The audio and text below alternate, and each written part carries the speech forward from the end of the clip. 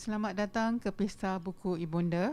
Untuk program seterusnya, sesi perkongsian dipersilakan Puan Nur-El Hudaa, penerbit daripada Pustaka Nasional, dan Puan Josephine Chia, penulis buku Oh Kampungku. Dipersilakan.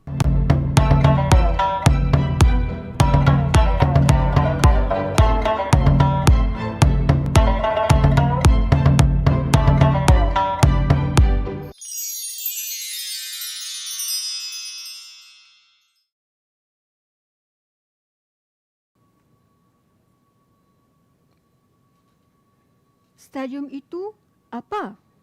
Aku bertanya dengan bodoh. Stadium itu tempat yang sangat besar, kata Abu, mendepangkan tangannya seluas yang mampu.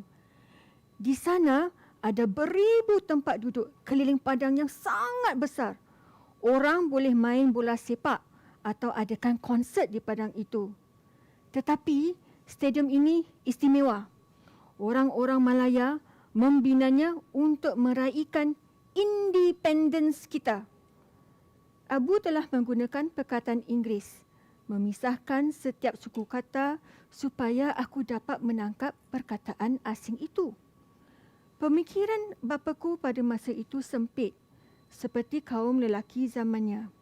Dia rasa bahawa pendidikan untuk anak perempuan adalah sesuatu yang membazir masa dan wang. Sebab itu, anak perempuan tidak dihantar ke sekolah. Aku tidak tahu apa-apa tentang bahasa Inggeris. Abu telah dapat menangkap beberapa perkataan Inggeris dari sana sini yang menunjukkan yang otak dia betul-betul bergeliga.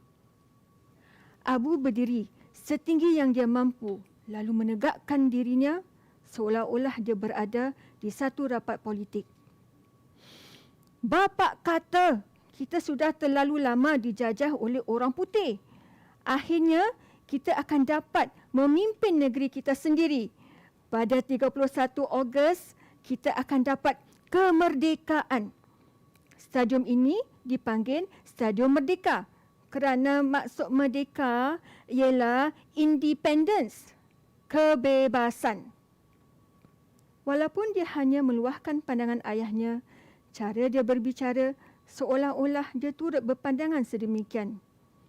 Kadangkala, Abu ternyata lebih patang daripada umurnya. Mari, desak Abu. Genggam tangan dan ayunkan ke udara dan jerit. Merdeka! Merdeka! Apa yang Abu kata, budak-budak kampung akan lakukan. Aku dan Fatimah ikut di belakangnya, mengayun tangan yang tergenggam ke udara menjerit-jerit merdeka. Aku hanya mengikutnya untuk bersuka-suka saja, tetapi tidak pula sedar tentang pentingnya makna perkataan yang kami lafazkan itu. Sebentar lagi, budak-budak lain pun menyertai kami, bergerak seperti kereta api manusia di sekitar halaman, menjerit-jerit serentak dan mengulangi, Merdeka! Merdeka!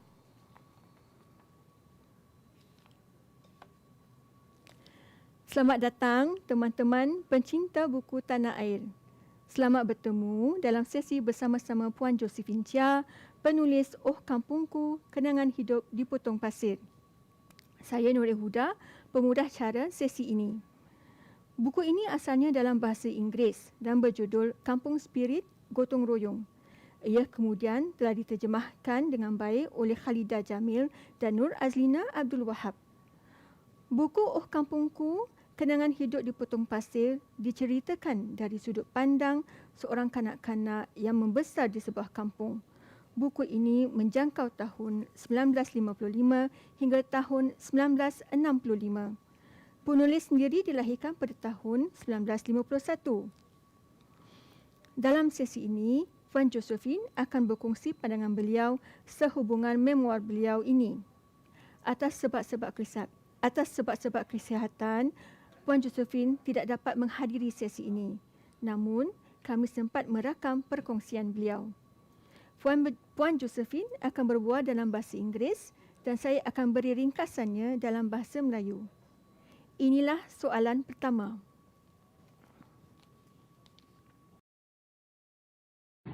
Hi, I'm Josephine Chia. I'm a Peranakan. I was born and raised in Kampungku, Potong Pasir in the 1950s. Altogether, I've written 13 books, 3 adult novels, 2 children novels, 1 collection of short stories, 4 memoirs about my mother and my kampung, and 2 yoga books and 1 cookery book. These were published in UK. Except for those specialized books, all my stories has to do with a little bit of Singapore history, so that I give my books a Singaporean flavor as such. For example, my novel When the Flower Dies is based on the kampungs that existed on the old East Coast before land reclamation and before the Singapore Changi Airport was built. And I wanted to show what it was like for people living in those kampungs and for them to have to move, and what life was like for them going from kampung to HDB. I think these are themes that are very close to my heart because I myself had to move out of my kampung in 1975 when they started demolishing all the kampung.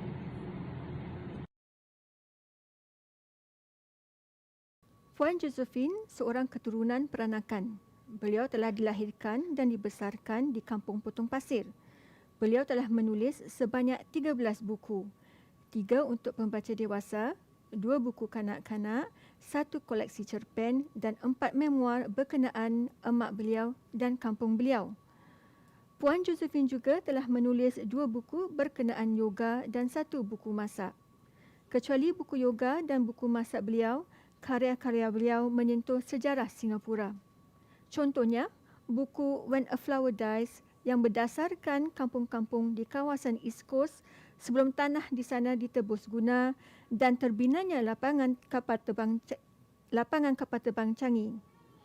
Dalam buku ini, beliau memaparkan kehidupan penduduk kampung di kawasan East Coast dan apa yang mereka lalui apabila mereka berpindah ke estate HDB.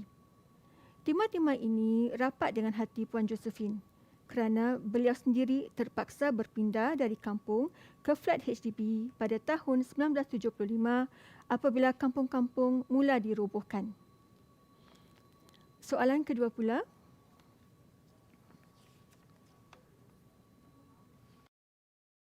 I went to live in UK in the 1980s and I didn't get back here to Singapore till the end of 2012. So I've been away a long time. And of course, by this time, all the kampungs in Singapore have been demolished and young people in Singapore didn't know anything about the kampung and the way of life then. So I felt that the kampung life need to be documented, and especially as it's a particular phase in our Singapore's development. So I applied to the NAC for a grant to write my book, and I called it Kampung Spirit Gotong Royong. The title was important to me, especially the words Gotong Royong, because it is suggesting a community way of life that was really special in the villages. So I felt that it needed to be mentioned. And Marshall Cavendish published it in 2013. And in 2014, it won the inaugural Singapore Literature Prize for non-fiction. So I'm very pleased about that. It means that more people are willing to read the book. And so now I've been giving talks about the kampung life, and sharing my experiences. And it's quite amazing how some of the youngsters are really surprised at how tough life was in the 1950s in Singapore. Puan Josephine telah berpindah ke United Kingdom pada tahun 80-an dan kembali ke Singapura pada hujung tahun 2012. Pada masa itu, semua kampung sudah pun dirobohkan. Memandangkan golongan muda Singapura tidak mengetahui perihal kampung, Puan Josephine berpendapat bahawa kehidupan kampung patut dirakam. Lebih-lebih lagi, ia adalah satu fasa penting dalam pembangunan Singapura. Maka, Dengan sokongan dana daripada Majlis Seni Kebangsaan, Puan Josephine menulis buku Kampung Spirit Gotong Royong. Judul ini penting bagi beliau, terutamanya istilah gotong royong yang menggambarkan kehidupan bermasyarakat di kampung yang istimewa. Buku ini diterbitkan pada tahun 2013 dan pada tahun 2014 telah meraih Hadiah Sastera Singapura yang pertama untuk karya bukan cerita. Kini, Puan Josephine sering menjalankan sesi perkongsian pengalaman beliau membesar di kampung. Beliau mendapati golongan muda kelihatan terkejut apabila mendengar kesukaran hidup di Singapura dalam zaman 50-an. Soalan selanjutnya.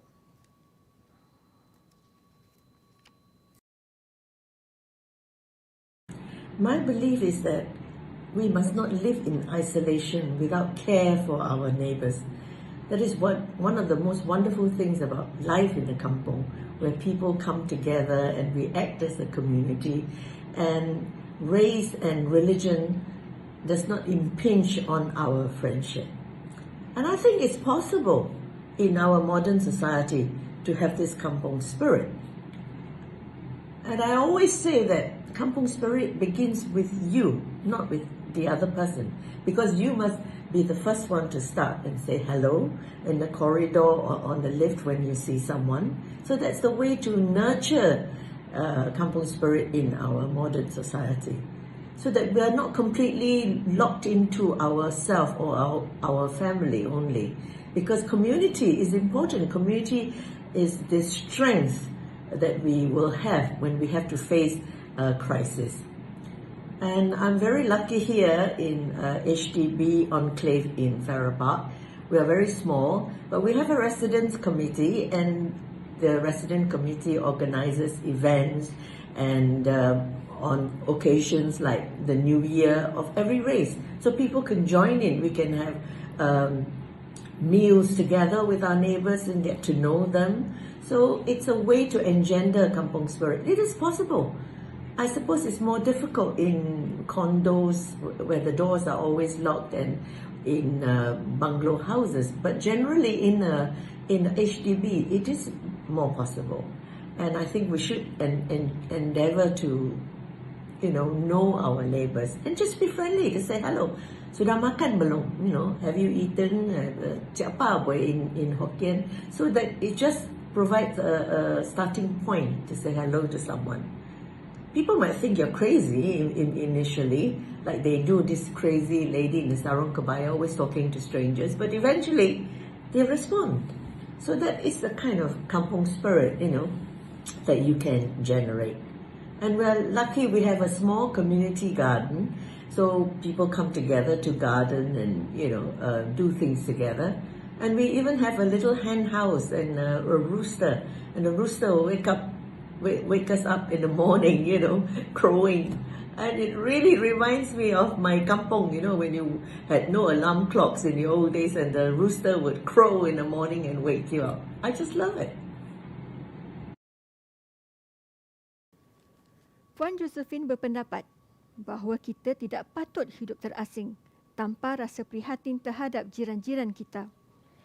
Itulah satu keindahan hidup di kampung, iaitu penduduk kampung berkumpul dan bersatu hati, dan bangsa dan agama tidak mempengaruhi persahabatan. Bagi Puan Josephine, ini tidak mustahil untuk mewujudkan semangat kampung dalam masyarakat moden masa kini. Kita yang harus memulakan semangat kampung, bukan orang lain. Kita mulakan dengan mengucapkan hello di koridor atau di dalam lift. Kita tidak harus mengehadkan lingkungan sosial kita pada diri sendiri atau keluarga kita sahaja. Masyarakat yang terdekat dengan kita itu penting, sebab merekalah yang menjadi kekuatan kita apabila berhadapan dengan krisis. Puan Josephine berasa beruntung tinggal di sebuah kawasan HDB di Farrer Park. Walaupun kawasan itu kecil, jawatan kuasa penduduknya menyambut hari-hari perayaan setiap bangsa.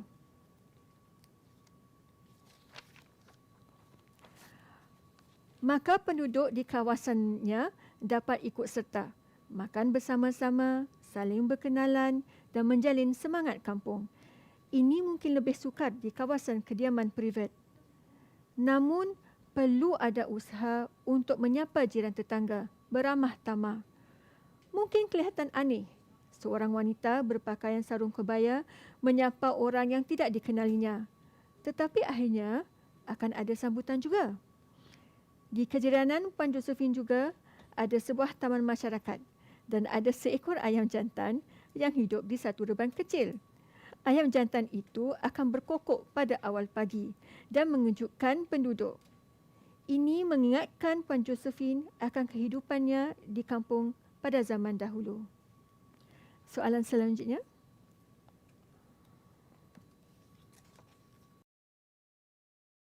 Gender roles were more rigid in the old days.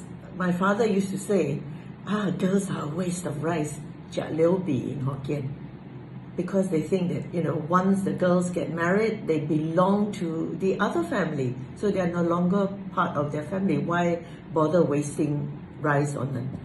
And what is the point of giving them an education? It's a waste of money because they will go to someone else's family as well. So that kind of thinking was very much prevalent in those days, in the 1950s. I don't blame my father because I suppose he is the product of his society, his gender. But it was tough. So my brothers were sent to school, but I wasn't. So one day, I think I was about 7, I remember seeing a Milo tin and couldn't read the words on the Milo tin. They were like squiggles, like worms, like, if you don't know your alphabet, how can you read what is M or I or L or O, So I sat down and cried and cried. My mom said, "Why are you crying?" I said, "Because I'm so stupid. I can't read. I don't know what these words are." He said, "No, you're not stupid. You're ignorant but not stupid. There is a difference. Ignorant because you didn't have an education." And I said, "I want an education. I want to go to school. I want to go to school." So I cried and cried and pestered her for days and weeks, and until eventually she thought, "Oh, okay, perhaps if you go to school, you would be able to earn some money and perhaps bring some money home too. Yeah, that would be useful," she thought.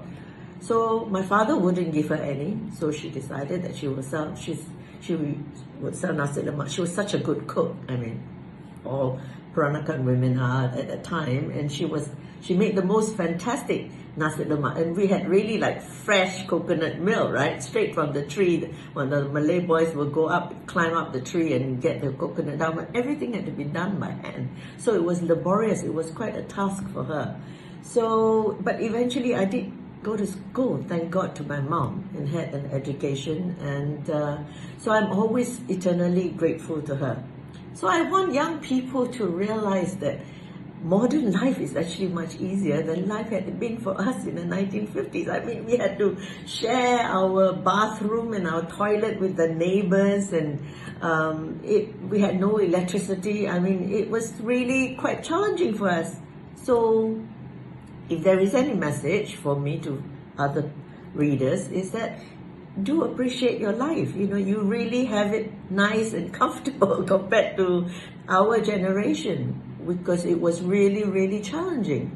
So yes, enjoy your life, enjoy what you have, and be grateful. Puan Josephine mahu pembaca muda menghargai kehidupan pada masa ini. Contohnya, tanggapan tentang peranan wanita lebih tegar pada zaman dahulu. Bapa Puan Josephine sendiri selalu berkata yang anak perempuan seperti membazirkan beras. Sebabnya, apabila anak perempuan berkahwin, mereka menjadi milik keluarga suami mereka. Jadi, membesarkan anak perempuan dan memberi mereka pendidikan sama saja dengan membuang duit. Itulah tanggapan yang biasa pada zaman 1950-an. Puan Josephine tidak menyalahkan bapanya berfikiran begitu. Sebab itulah lumrah masyarakat zamannya. Saudara-saudara lelaki Puan Josephine berpeluang ke sekolah, tetapi beliau sendiri tidak. Pada suatu hari, semasa beliau berumur 7 tahun, beliau tidak dapat membaca tulisan di tin Milo. Hurufnya kelihatan seperti cacing. Apa itu M, I, L atau O? Beliau menangis dan mengadu kepada emak beliau bahawa beliau bodoh. Emak beliau berkata, Puan Josephine tidak bodoh, tetapi jahil sebab tiada pendidikan. Berminggu-minggu Puan Josephine merengek ingin ke sekolah dan akhirnya emak beliau berfikir, kalau Puan Josephine ada pendidikan, beliau boleh mencari duit untuk keluarga. Oleh sebab bapa Puan Josephine tidak mahu membiayai persekolahan beliau, emak beliau yang pandai memasak pun menjual nasi lemak. Memasak nasi lemak mengambil masa dan tenaga. Tetapi berkat usaha emak beliau, Puan Josephine mendapat pendidikan akhirnya. Puan Josephine amat terhutang budi dengan emak beliau. Pada masa dahulu, orang kampung juga terpaksa berkongsi bilik air dengan jiran-jiran. Kehidupan tanpa elektrik memang amat mencabar. Maka Puan Josephine berharap pembaca buku Oh Kampungku akan menghargai kehidupan masa kini yang penuh kemudahan berbeza dengan generasi beliau. Selanjutnya ke soalan kelima. Yes, I've got a book coming out. Penguin Random House has just signed a contract with me for my book Iman, Time Traveller, The Red Hill Tragedy. It's a children's book. It will come out in 2022, the delay due to the pandemic. It's based on a story from the Sejarah Melayu, Singapura di Langgar Todak, about the swordfish and this Malay boy called Nadim. So there's a modern 21st century Peranakan schoolboy, 11-year-old schoolboy, who read this story and was very distressed about the fact that poor Nadim had to die, after giving such a clever solution to the bendahara about the swordfish. So he decided that he will travel back in time. So it's a kind of a fantasy novel to try and travel back in time to try and rescue Nadim. So yeah, that's the book coming out. In November, there will be the Peranakan Literary Festival. So I've been invited to speak about my novel, When a Flower Dies, because the novel's theme is about culture and specifically the Peranakan culture and how we can retain this culture in modern times.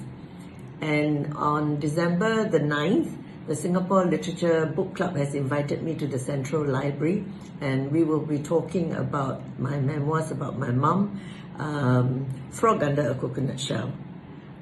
This book was my first book that was translated. It was picked up by an Indonesian publisher, Serambi Ilmu Mesta, and it was retitled Kata Dalam Tempurung. So yeah, I'll be busy. Quite a few books coming up, and this will all be live events. Hopefully the restrictions won't be there, and so the events will go on. Thank you for having me. Bye-bye. Josephine akan menerbitkan buku kanak-kanak beliau yang ketiga pada tahun 2022. Ia berdasarkan sebuah cerita daripada sejarah Melayu, iaitu Singapura di Langgar Todak. Seorang budak lelaki Peranakan berumur 11 tahun telah membaca cerita ini dan berasa terganggu apabila menyedari Nadim akan mati selepas memberi jalan penyelesaian yang baik kepada bendahara. Maka ini sebuah cerita fantasi, iaitu percubaan merentas masa untuk menyelamatkan Nadim.